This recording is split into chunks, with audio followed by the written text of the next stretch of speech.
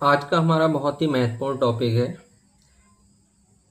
ये chapter number 2 है, बहुपद।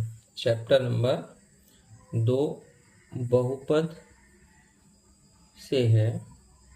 यहाँ पर एनसीईआरटी की जो बुक्स है उसकी एक्सरसाइज 2.1 को हम पहला क्वेश्चन देखेंगे। किसी बहुपद px के लिए जहाँ पर y बराबर px का ग्राफ नीचे ये आकृतियां जो दी गई हैं इसमें दिया गया है। प्रत्येक स्थिति में px के शून्यकों की संख्या, शून्यकों मतलब होता है जीरोज, की संख्या ज्ञात करना है, बताना है। सबसे पहले ये देखो कि प्रत्येक बहुपद जो भी होता है वो कोई ना कोई वक्र को निरूपित करता है, कोई ना कोई कर्व उससे बनेगा और उसका एक ग्राफ बनाया जा सकता है। जैसे यहाँ पर ये कि इस तरह की लाइन है और ये इस तरह का यहाँ पर एक ग्राफ बना हुआ है। तो ग्राफ को देखकर ही उनके शून्यकों की संख्या बताई जा सकती है। शून्य मतलब वो मान जो उस बहुपद के मान को शून्य बना दे। शून्य से तात्पर्य होता है, जैसे यहाँ पर y बराबर पी एक्स है, x जो यहाँ पर चर है या वेरिएबल बोलेंगे, इसका वह मान जिससे y का मान 0 हो जाए, x का वह मान जिससे y का मान क्या हो जाए, 0।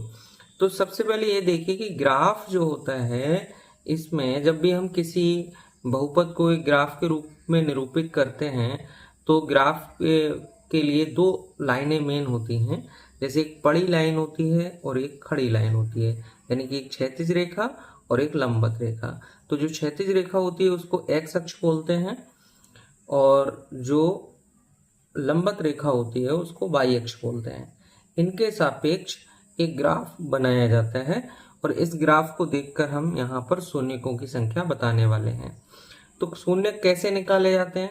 जो भी ग्राफ की लाइन है बनी हुई है, जो भी ग्राफ बना हुआ है, उसमें आपको ये देखना है कि ये एक्स अक्ष को कहाँ कहाँ पर काट रहा है। अगर ये एक्स अक्ष को 2 बिंदुओं पे काटता है तो शून्य 2 हो गए। अगर ये 3 बिंदु पे काट रहा है तो शून्य 3 हो गए। जैसे इस लाइन को हम देखें, ये y बराबर पी एक्स है, इसने एक्स अक्ष को कहीं पर भी नहीं काटा है, यानी कि ये सीधे सीधे एक्स अक्ष की एक समांतर रेखा है। तो एक्स अक्ष को कहीं नहीं काट रही है, इसका मतलब शून्यकों की संख्या यहाँ पर हो जाएगी 0, यानी कोई भी शून्य इसका नहीं होगा, कोई भी ऐसा मान नहीं होगा जो इसको 0 बना दे। अब बात करते हैं हम इसकी।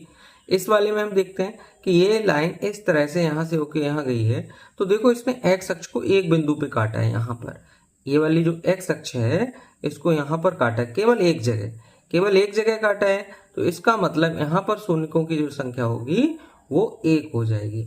मतलब सीधा सा है कि जब भी किसी ग्राफ को देखकर आपको ये बताना है कि ये शून्य कितने होंगे इसके, तो आप वहां पर ये देखेंगे कि एक्स अक्ष को कितने बिंदु पर ये काटता है।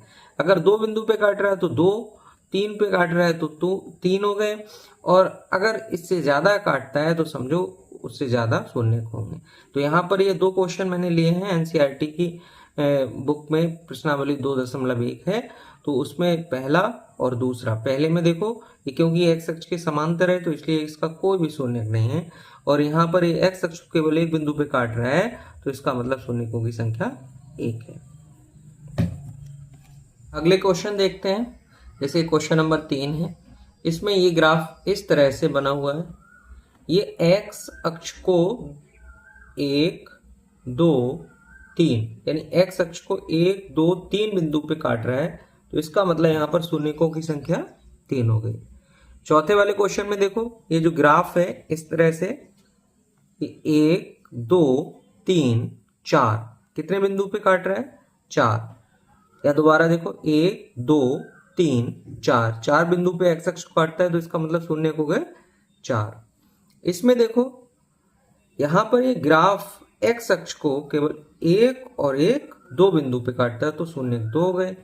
इसमें ये वाला जो ग्राफ है इस तरह से, ये एक्स अक्ष को 1, 2 और 3, केवल 3 बिंदु पे काटता है, एक बिंदु, दूसरा और ये यहाँ पर तीसरा, तो शून्यकों की संख्या कितनी हो गई, 3। हमने यहाँ देखा कि अगर कोई ग्राफ बना हुआ है तो उस ग्राफ में शून्यकों की संख्या कैसे पता करते हैं। एक चीज और नोट कर लेते हैं, थोड़ा सा समझते हैं इस चीज को। यहाँ पर जो हमारा बहुपद था वो y बराबर px था। अगर y बराबर px बहुपद है तो क्या देखेंगे, x अक्ष को, x अक्ष को देखेंगे हम लोग, किसको, x अक्ष को। और अगर x बराबर p बाई दिया है, बहुपद दिया है x बराबर p बाई, तो इसमें उल्टा हो जाता है। जैसे अभी यहाँ देख रहे थे कि ये x अक्ष को कहाँ पर काटता है, और अगर बहुपद होता है x बराबर p बाई, तो इस कंडीशन में हम y अक्ष को देखते हैं कि इसने y अक्ष को कहाँ पर काटा है। यानी y अक्ष पर जो कटान बिंदु होते हैं उनको काउंट करके शून्यकों की संख्या बताई जा सकती है। तो मेन बात यह है, इसमें सावधानी देनी चाहिए, देखना है कि बहुपद क्या है। y बराबर px है तो इसका मतलब x अक्ष को देखेंगे हम लोग, और अगर x बराबर p बाई है तो हम लोग y अक्ष को देखेंगे कि इसने, जैसे अगर मान लो यहाँ पर ये y बराबर px की जगह x बराबर p बाई होता, तो इसमें यहाँ देखते कि इसने y अक्ष को कहाँ पर काटा है, जैसे ये, ठीक। तो यहाँ शून्यकों की संख्या 1 हो जाती है। फिलहाल क्योंकि ये जो कर्व है वो y बराबर px है, तो हम लोग किस पे देखेंगे, x अक्ष पे देखेंगे, और इस तरह से शून्यकों की संख्या बताई जा सकती है।